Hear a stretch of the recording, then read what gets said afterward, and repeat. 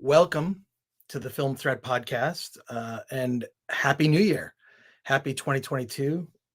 I was going to test StreamYard's new features, and I thought, why don't I just go live and have a conversation with whoever's out there right now. We made it to 2022. What a year I hope this will be. Before I talk about all that, Ouija Shark, a movie that many of you probably didn't know existed. I am, see, here's what I love about a bad movie. I'm not going to sit here and try to tell you Ouija Shark is any sort of cinematic accomplishment. I'm not even going to try to convince you it's worth your time to see. I'm just going to say what I love about a film like Ouija Shark is I know exactly what I'm getting into. When I sit down to sit and watch Ouija Shark, I am not going to suffer any disappointment. I already know from the title of the film what I'm in for. It's kind of like when you roll up at the end of a long night and you find that White Castle and you're hungry and you need some White Castle. You know what you're getting. You're not look, I'm not going to roll up like some food critic, right? I know what I'm getting with White Castle. I know what I'm getting with Ouija Shark. And so I'm not going to try to convince you it's a good film. What I'm going to try to tell you is these movies are like palate cleansers, right? So a film like Ouija Shark, which is kind of in its own genre. Hey, Austin Smith, sup to you, Austin. What's going on? With a film like Ouija Shark, you know what you're in for. Terrible special effects, subpar acting, and a movie that's about 70 minutes. What I did not realize when I went down the Ouija Shark rabbit hole is the number of terrible shark movies. Let me name some of these and feel free to go off and check out some of the trailers for these. Maybe we'll look at them while I'm sitting here chatting with you. There's Ouija Shark. There's Shark Exorcist. There is Noah's Shark, which is exactly what you think it would be. It's Noah's Ark and sharks are released. This actually is a movie, Noah's Shark. I think we posted the poster on the Film Thread Instagram. I just discovered Santa Jaws. Santa Jaws. Who would know Santa Jaws exists? I don't know what to say about these movies. I love bad movies, but it's almost like I feel like these bad movies need a little asterisk so you know what you're getting into with a bad film. So Shark Exorcist is, Ouija Shark is, see, I'm getting them mixed up because I've seen the trailers for all these films. I have only seen a Ouija Shark, which is it's almost like the setup for like a typical like teen like the kind of movies they used to make about teens back in the day, sort of a sex comedy, but with teenagers. They will never make those kind of movies again, is my prediction. It's I think that's kind of a dead genre, but that's the setup. Is a bunch of people at a pool party, and they use this Ouija board that somehow resurrects a killer ghost shark. And I'm going to guess Ghost Shark probably exists. Ghost Shark is probably a film that exists. So my suggestion is just like I would tell you if you're going in the water and there's a sign that says sharks have been sighted in this area. That's my same warning for you going into this. It's this terrible, and the ghost shark actually looks like a hand puppet, like one of those cheap, like you can actually get these, like they're these little puppets that are sharks, but it's sort of it has this ghost, an illuminating effect around it as it goes and attacks people. Yes, an actual ghost shark. This is actually not why this is not really what I wanted to talk about today, because I just wanted to kind of test out StreamYard, and then a bunch of news came out, and I thought, well, I'll just talk to the audience for a little bit, and I'll mention this, and then your Muslim uncle. Hey, your Muslim uncle. I've seen you on other live streams. I know we've chatted. I thought San Jose Sharks, which goaltending has been like a ghost recently. Oh, that's interesting. Oh, there you go. Maybe they need to get together and watch this film. Thanks, your Muslim uncle. Um, but yeah, so I'm sitting here and I'm like, well, I want to test out the new features for StreamYard, and then it's like, well, I need a thumbnail, and I never got around to reviewing it. I already had this thumbnail for Ouija Shark, and I'd seen the movie, and I thought, well, I would just kick off our conversation by talking about Ouija Shark. I think that low budget bad shark movies is kind of a genre unto itself. Every time I think I've seen them all, there's like another new one that kind of like rears its ugly head. I think what we should do is we should just do a stream where we just talk about only the bad shark movies, but like do a comprehensive list. These are just 4 off the top of my head: Ouija Shark, Shark Exorcist, Noah's Shark, and Santa Jaws. I guess you could put almost like the rest of the Jaws movies kind of in that category. There's even an unmade, God, what is it? Okay, this is from a book that I wrote years ago, so please forgive me. I wrote this book in 1999. It's called The 50 Greatest Movies Never Made. And in the book, I talk about all these different like screenplays and or movies that were in the midst of production and then somebody died tragically and it never got made, or they were developed and they never made the film. And these are my opinion about these great films that were never made. There was a National Lampoon had a script called Jaws 13 Audience Zero. And it was basically to make fun of the fact that there were just so many Jaws movies, right? So, and it was National Lampoon, which could have been good. So Jaws 13 Audience Zero, a never made movie, but I almost think that, like, I mean, with all these other Jaws or shark-like films that are out there, I think it's ripe for that script to be dusted off. I have to go. This is weird. So this book came out in 1999. I have to go back and actually look at my own book to actually remind myself exactly what the plot of Jaws 13 Audience Zero is. I'm pretty sure you can guess. That was at the time where I think National Lampoon's brand was at its highest. I'm not sure where it is now. I've seen some pretty sketchy stuff on Amazon Prime Video that has the National Lampoon brand on it. I'm not going to say they've gone the way of like Wild Eye Releasing. And by the way, I 100% respect all the folks at Wild Eye Releasing. You know what you're getting. Like I say, it might be White Castle, but who doesn't love a delicious White Castle when you're in the mood for it? And I think like a bad movie is like that. I have much respect for Troma, Full Moon, other companies that have built October Coast, Wild Eye Releasing. October Coast, though, has some good kind of non-genre stuff mixed in there as well. So I like that kind of stuff. It just has always appealed to me. I guess it was just like being a kid and growing up with bad movies. So kind of love a movie that's bad and cheesy that just has a monster. Simple. Always loved that stuff. So I encourage you to check this stuff out. I'm going to go through the comments real quick as we get started. There's a couple other things I need to clue you all in on. Let's talk. Let's see. Chad P. Crawford, do you really think Sundance will move to a warmer date? You do raise good, obvious points. Hi, Chad, you jumped right to what I was going to talk about. So let's discuss that. I don't think they're going to do it. I don't think that they're going to do it. I think Slamdance might. Slamdance. So let's talk about what's happened. And I think I can share. I'll share a tab here, and because I do have the story from Deadline. Here it is. Let's share that so you can all see it. No, I don't want to see notifications. Okay, so just so everyone is aware, the Sundance Film Festival has basically canceled their in-person event in Park City, Utah, an event that I've been going to since the 90s. I think the first time I went to Sundance was 1996, 1997, around there was the first time I went. And it, Dan Mervish brought up a really good point, because I wanted to kick off a Twitter conversation about this.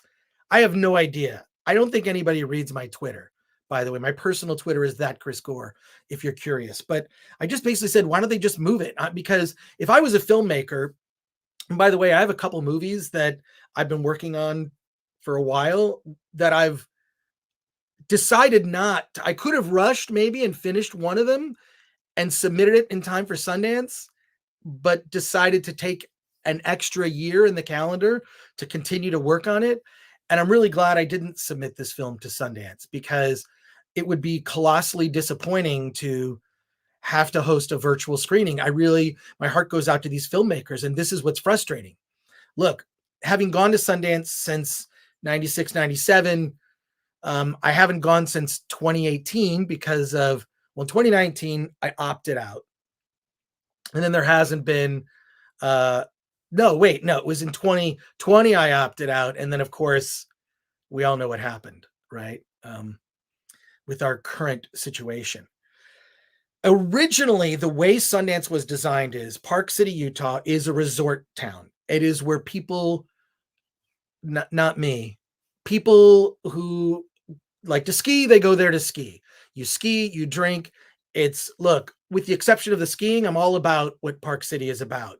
It's beautiful. The food is incredible. Robert Redford has a restaurant there called Zoom that I think that you would really enjoy. Their garlic mashed potatoes are to die for. And there are many great hotels with hotel bars. Kind of see where this is going. But originally, the whole idea behind it, Dan Mervish pointed this out, is that Sundance sort of landed in January is like, it was a way to like, hey, let's get these people from Hollywood, these studio executives, we'll sort of have them come out to go skiing, and maybe we can trick them into seeing a couple of our indie movies that are playing at our little festival. By the way, the Sundance Film Festival, previous to being renamed Sundance in 1989, was called the United States Film Festival. It was literally called the United States Film Festival. And in this small town, right, Park City, Utah, it's literally, you could walk up and down Main Street, and you could do that in about less than half an hour. And that's the town. It's tiny. And there's all sorts of other screening rooms and lodges and other places where there are other events taking place. In any case, really it was done as like, hey, it's a vacation, so come here for the vacation in the winter, go skiing, and then catch a couple indie movies. Well, then this kind of helped foster, along with many other factors, the independent film industry. Came from Sundance, a lot from Sundance, among other things, but Sundance was a huge part of that. And in 1989, when it was renamed the Sundance Film Festival, and that's where Steven Soderbergh's Sex, Lies, and Videotape played, and that kind of put Sundance on the map, at least in mainstream consciousness, that movie was purchased along with it was kind of the idea of like, we're going to show these low budget indie movies, and hopefully these studio executives will buy films. So now we get to where we are living in our current world. And I don't even need to say the words, and I'm not going to, because you know where we're living.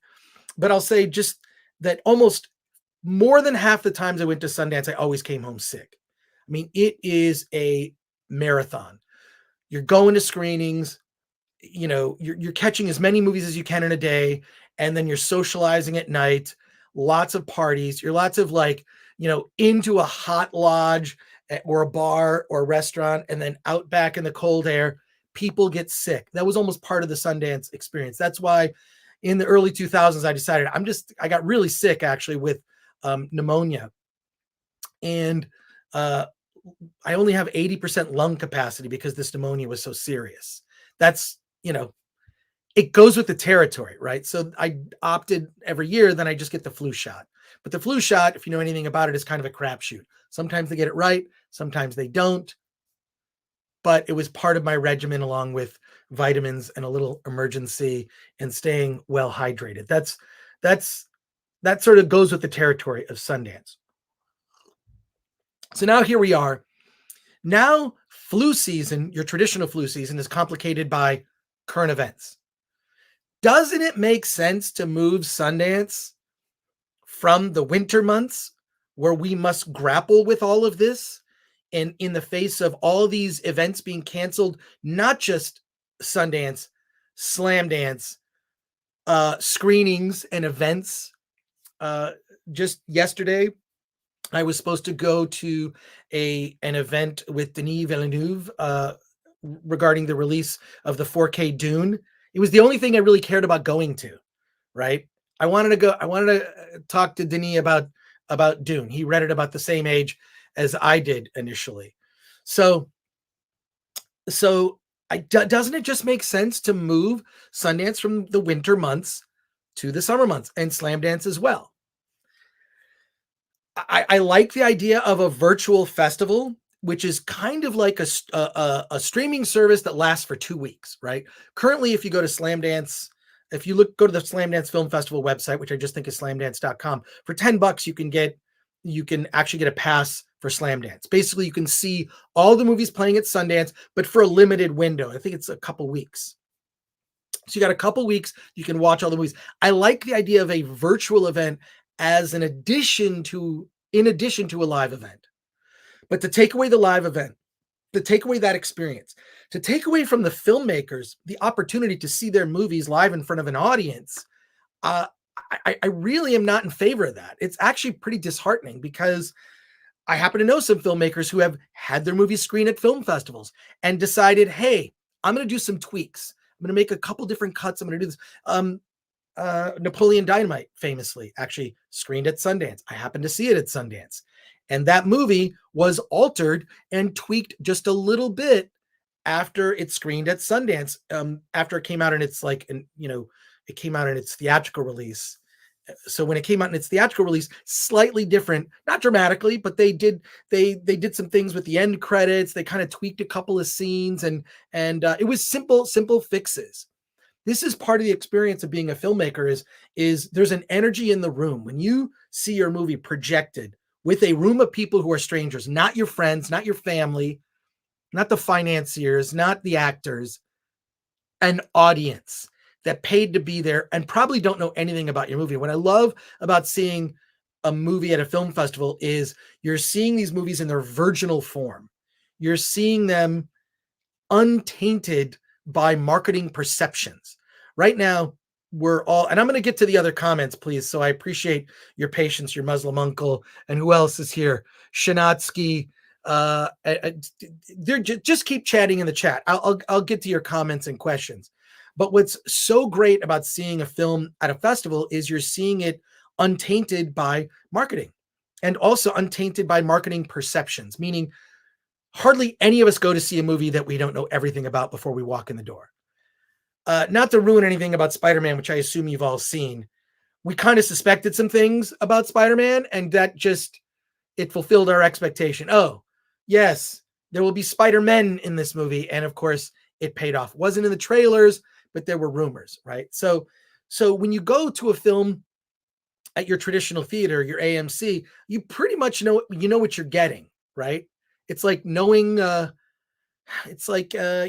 order the cheeseburger with extra bacon and avocado, you're going to get that, and then you get that. Okay. And it's either a good version of that burger or not. Right. I think that's very key. But with an indie film, especially at a film festival, you've literally read in a program, you see one picture in a program guide, the title of the movie, you read a description, and generally the description doesn't tell you anything about the movie. You will learn nothing about the film, not a thing, from reading the description. I think they're vague by design. I tend to avoid movies that where they're described and the word earnest comes in, because that generally, I don't know if that ends up being a movie that I would necessarily like. I tend to go, when I go to Sundance, I sort of live at the Egyptian, which has the midnight movies.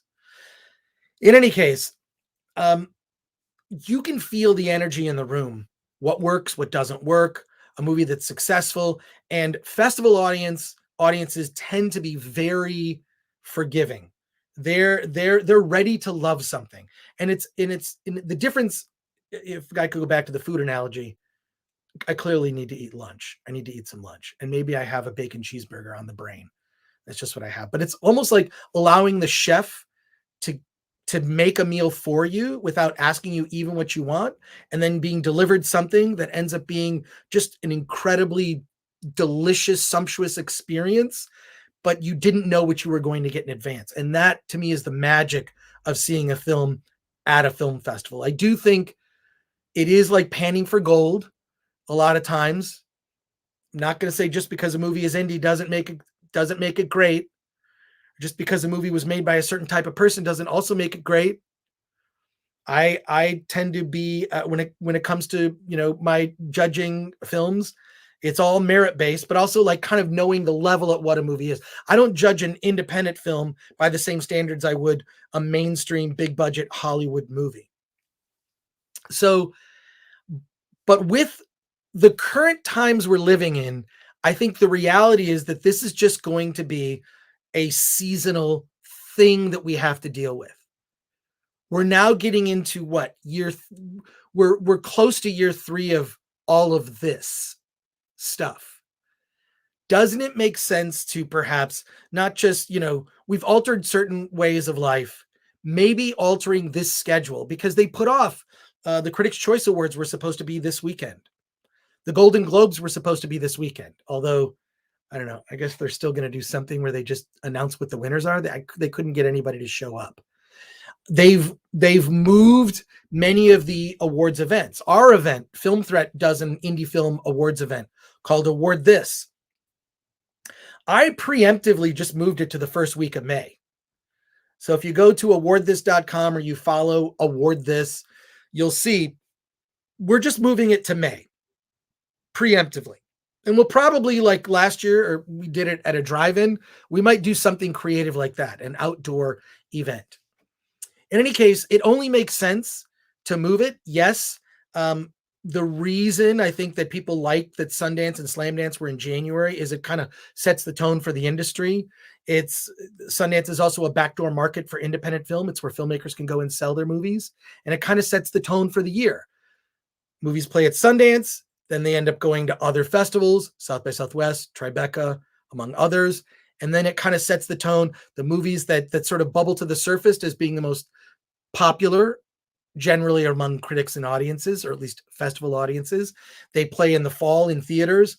And then those end up going on to be nominated for Oscars and or other types of awards. That's just the circle of independent film life. Well, now it's been disrupted. And maybe it really is time to rethink this festival and it being set in the winter, which is flu season, or maybe I can't pronounce it. Florana season. Is it Florana? That's a thing, right? People know about Florana.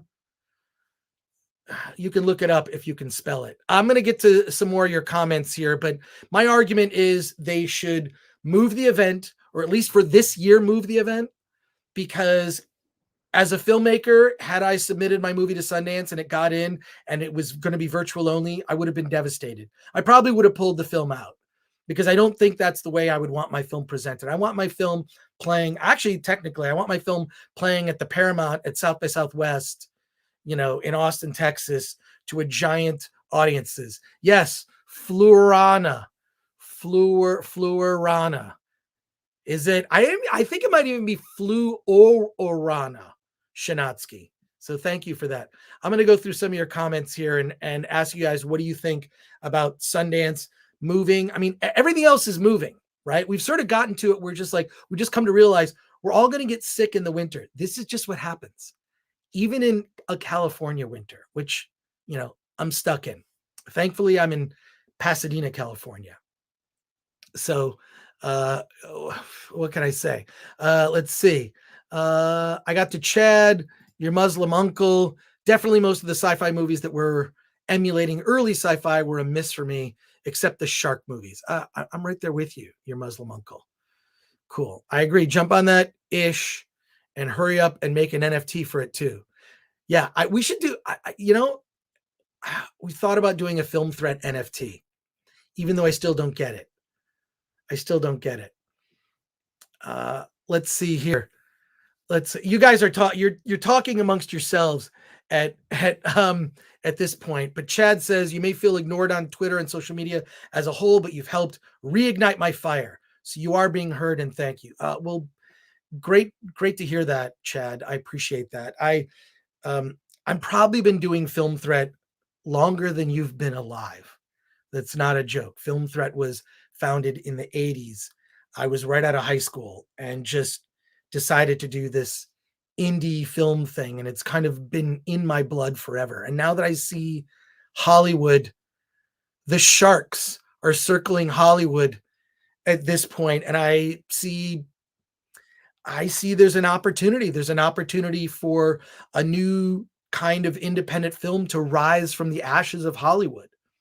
So so that's exciting, and I want to be there. Film Threat is an outlet specifically to support all of that, whether it's through coverage or promotion and whatnot. That's what we're about.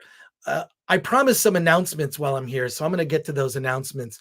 If you have any other questions about Sundance, okay, I'm not trying to sound combative or whatever, but I do believe a film/show revolution is coming, like the 70s. Chad, that's not combative. I would love for that to happen. The 70s was the last great era of American cinema, and holy cow, coming in hot, George. Oh, wait, I gotta do that. I gotta do that full screen. I gotta stop. George, thank you. I just saw George Molo has a YouTube channel you should all go to. It's called George the Giant Slayer. Look up George's YouTube channel. I just this morning watched his Book of Boba Fett review, which is an amazing review. And I had written it off. Been seeing other people comment on it, and I saw the trailers, wasn't excited. George got me kind of excited because he pointed out a lot of things that maybe other people did not catch. So check out George's Book of Boba Fett review, and I'm going to read his $49.99 super chat. Thank you, George. Hail, Chris Gore. Love your channel. You give everyone an inside look behind the scenes, how cinema works. What an amazing, fun education, a deep dive into what's good and what is best left in the can. All hail Film Threat and Chris Gore. Thank you, George. Thank you. Your support means so much. I love it. That's awesome. And I hope to, through what we're doing here, because I want to change the Film Threat YouTube channel. If you look at our YouTube channel, it's a combination of, we've been doing reviews, Alan Ng does reviews, and I've been doing interviews with filmmakers, and we're still going to do that stuff. We're probably going to mix it up a bit where Alan will be more involved in doing the interviews, but I want to do at least weekly or a couple times a week live streams to kind of foster this community, because I have a lot of knowledge. It's kind of a lot of knowledge that I feel like I should share. For example, I'm going to show you, it's sitting right here. I'm using it. I'm using it as a coaster right now, which is probably not the best idea. I'm using my own book as a coaster, but I'm gonna show you this real quick. It's a book I wrote. You can get a copy, used copies on Amazon. It's the Ultimate Film Festival Survival Guide. There are used copies on Amazon that you can get. The latest edition is the 4th edition. I think this is the 3rd edition. So I am working on a 5th edition of the book.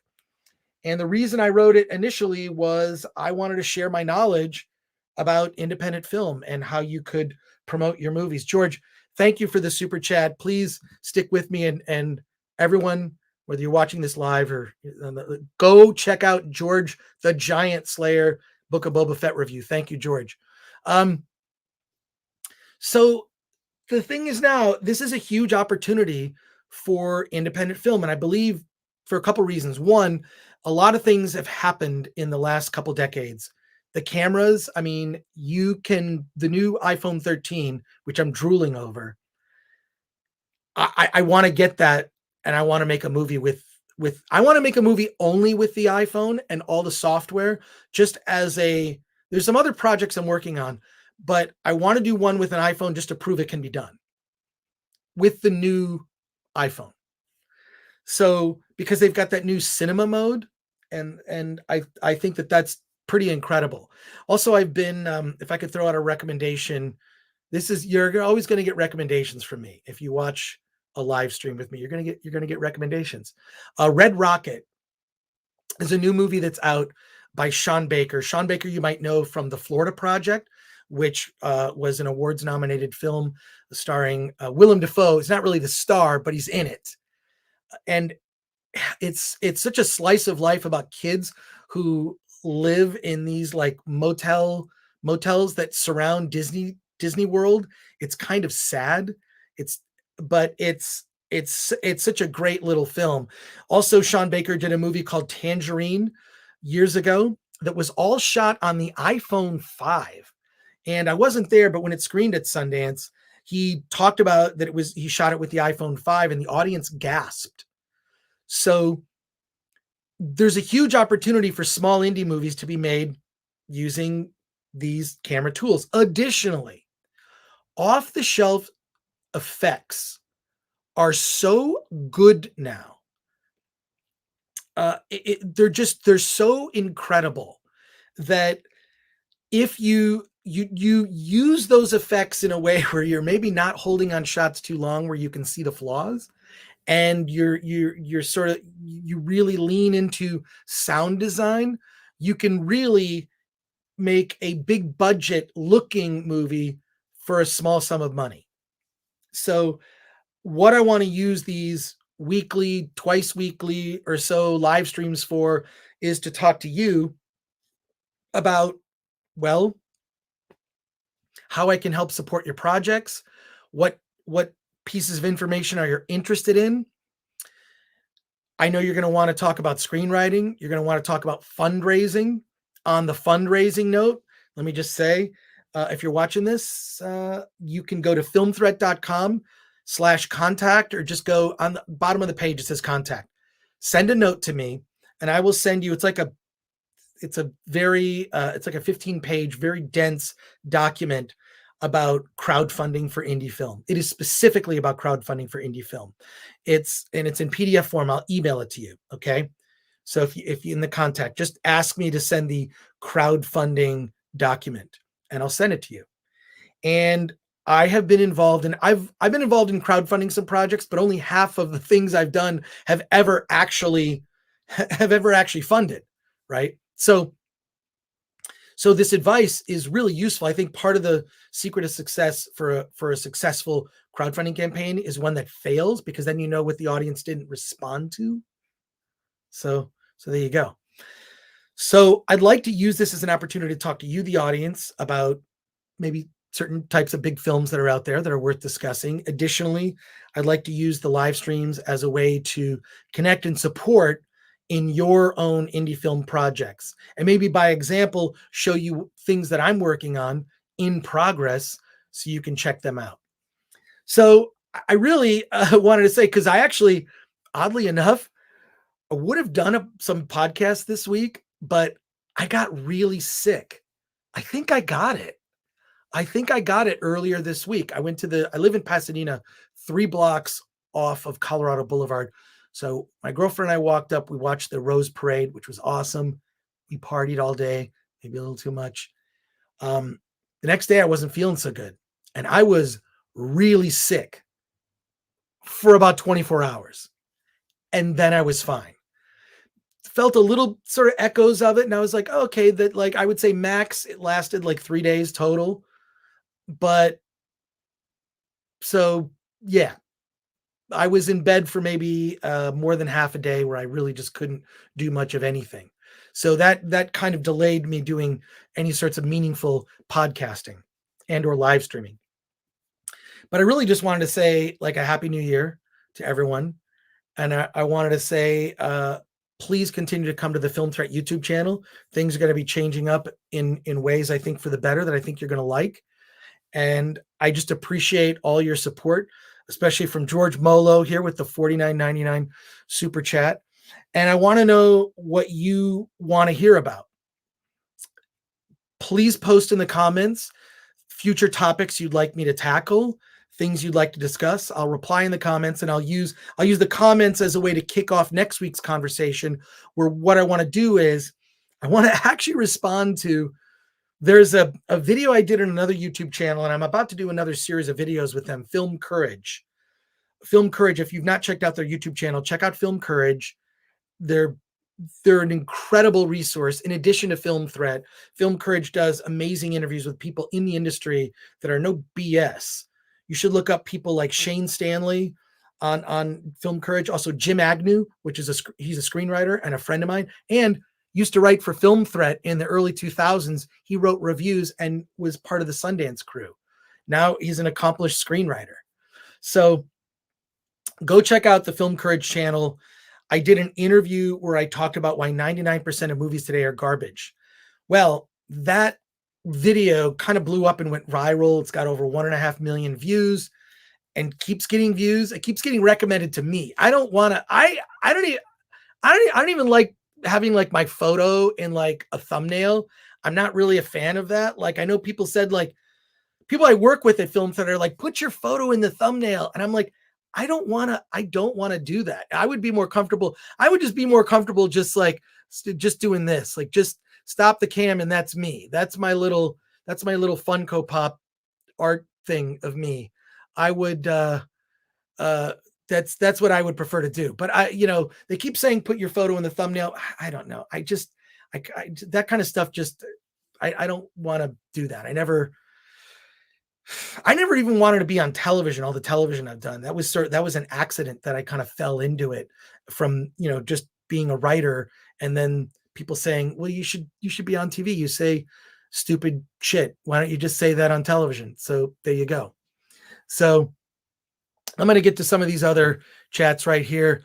At the editing a short film currently, trying to make that revolution happen. Shinatsky, do that and go to Film Thread. And there's a little thing that says submit. You can send your movie to Film Thread. We will review anything.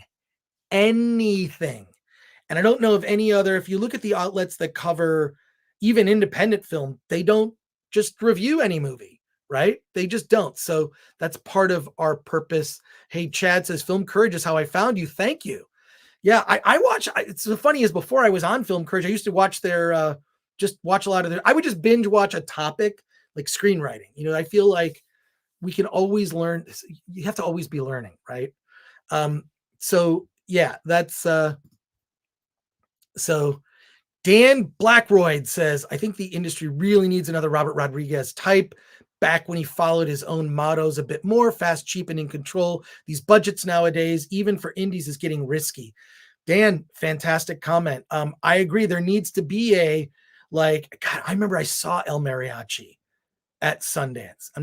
I just was there during when indie film was kind of on the rise in the mid to late 90s. So that movie was like a godsend, but you have to know that he made it for like what, 8,000-9,000, but the finished product, my understanding is it cost about 300 grand because it was in color correction, sound design, etc. So the final product you saw cost about 300 grand. What he made it for was, like under $10,000. That's shocking. And I love Robert Rodriguez. He's another inspiration. Rebel Without a Crew is his book that I strongly recommend. There's a lot of good books out there and Film Courage is also a great channel. Thank you, Dan, for your astute comment. And Green Lion just says, Hail Chris. Thank you. Thank you for that. I'm going to wrap this up really soon. I really just wanted to, because we didn't have any videos to go live this week and I was sick. And so I wanted to really just say Happy New Year. Film Thread is here. We're back. We're here to support you. And I want to start 2022 off with beginning a conversation with you as I'm working on projects. I have a really weird life. My life is very scheduled, where I'm working on this film project here. There's a comic book project, actually, oddly enough, I'm working on. Film Thread is kind of the day job, so I have to make sure the trains are running on time and everything is working with that.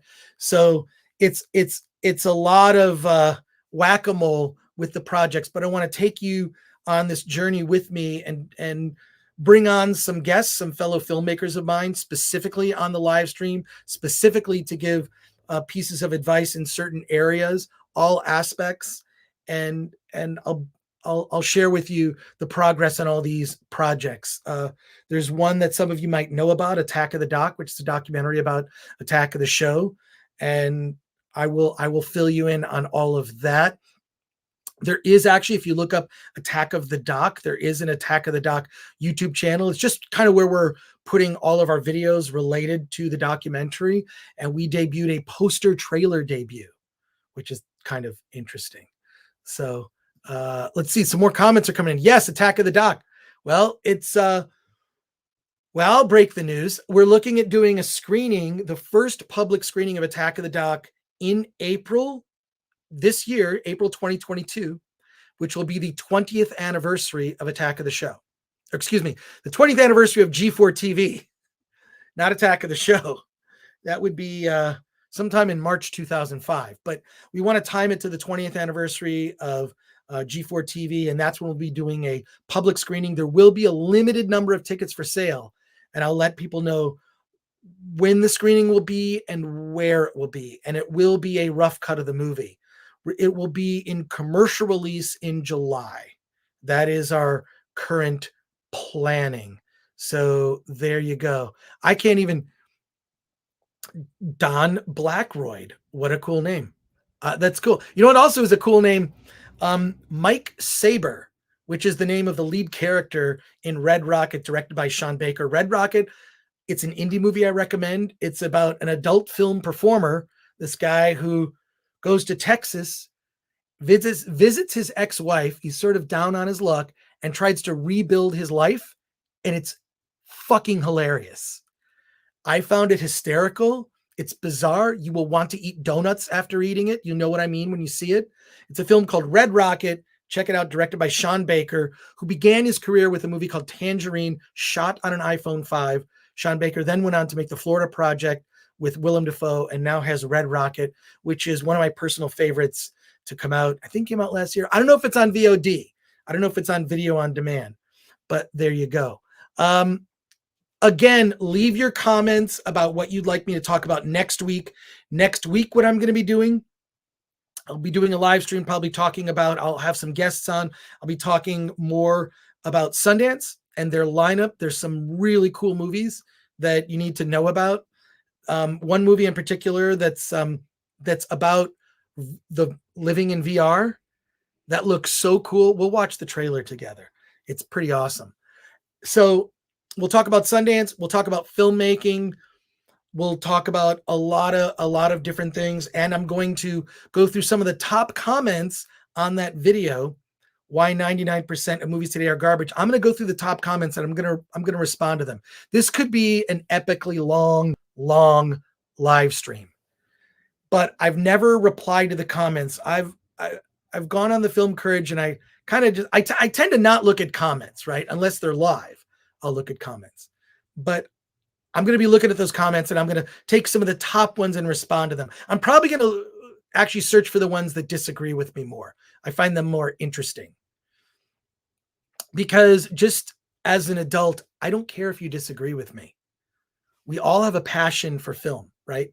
You can like Book of Boba Fett. You can hate it. Doesn't matter. To me, what I love most is the discussion, the debate. I like to have my mind changed about a movie, or I like to be able to look at a movie differently through a different lens.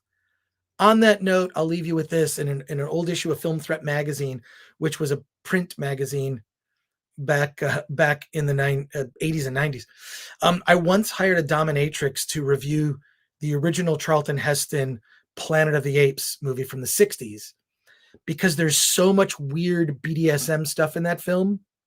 It's not a joke. Go back and watch that movie. If you watch it through that lens, there's so much weird fetishy stuff in it that none of the other Planet of the Apes movies have. So I thought, why not just hire a dominatrix to review it? And I really do like when someone just adds another layer, something that I didn't notice, or points something out interesting. I love that kind of stuff. George did that in his review of Book of Boba Fett, which actually made me want to see it. But Shinatsky says, but Chris, disagreement is offensive. The weird thing is, I disagree with that statement. I don't think it's offensive. I've had plenty of conversations, whether it's at San Diego Comic-Con, waiting in line to get into a panel, or waiting in line for a screening, or at a film festival waiting in line. Debate is to me, I love it. It's the chef's kiss of life, is to have those kinds of conversations, to disagree, to have your mind opened up. And that's what I hope that we'll be able to do on these live streams. I am going to try to get it to some sort of regular day and time. So bear with me when I figure that out. I'll post it so you'll know when it's live. And please like this, share, subscribe, Tell your friends to subscribe. We're gonna start like a movie club, like a film club, and you're a big part of it. So I'm really excited to have you all here. I want to see. We're gonna upcoming Macbeth with Denzel looks promising. Any Shakespeare movies you like, especially, and why? Off the top of my head, I'm not sure that I can answer that question. Okay, I do have an answer for it. Tromeo and Juliet, written by James Gunn. Look it up. It was put out by Troma, Lloyd Kaufman. Tromeo and Juliet, just like it sounds. Orson Welles always said the amateur opinion is important to film. He's absolutely right. He's absolutely right. That's why when I look at Rotten Tomatoes and I see like the critic score and I see the audience score, I tend to agree more with the audience score. I think is more is the more sober-minded approach, because I think critics, especially now, tend to inflate the rating of a film based on a number of factors that I think are irrelevant, based on it makes them look good if they like a certain movie, or based on the identity of the people behind the scenes, or based on, I mean, I will say I have my own biases. There are certain actors that I just really like. You know, I like Tom Cruise and always have. I'm sorry. I like his passion. I think that he's too good looking to ever win an Oscar. Does that make sense? That's a weird thing to say, but that's my theory on that. In any case, Six String Samurai. Yes, that's a movie that came out of Slamdance, actually. Which Slamdance is kind of, I would describe it as the punk rock version of Sundance. Really, I do encourage you to go to slamdance.com, go there, and for $10, you're going to get to see about 25 movies and you've got a really short window to watch all of them. So it's kind of like subscribing to a streaming service for 1 month. You've got this window of time and then that's it. That's all you got. Right. So yeah, Six String Samurai is a favorite of mine. It's a guy who looks like Buddy Holly playing rockabilly through this sort of dystopian wasteland where he's attacked by all sorts of other musically inclined threats, ninjas. It's awesome. Lots of martial arts, incredibly low budget, and great. God, what a great Shinatsky. Thanks. Wow, you come preloaded with some knowledge. So here we go. It said some movies will never be made today, like Remo Williams. Yeah, there are, I look at movies even maybe from 10 years ago where I'm like, wow, movies like that will never get made. But that's actually not true.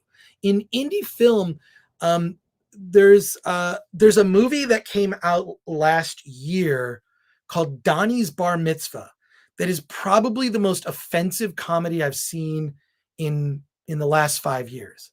And when I say offensive, I mean in all the best ways, where it's don't give a fuck comedy, offending everyone. The jokes in it are oh my God, I don't want to say, but it's probably one of the best things Danny Trejo has ever done.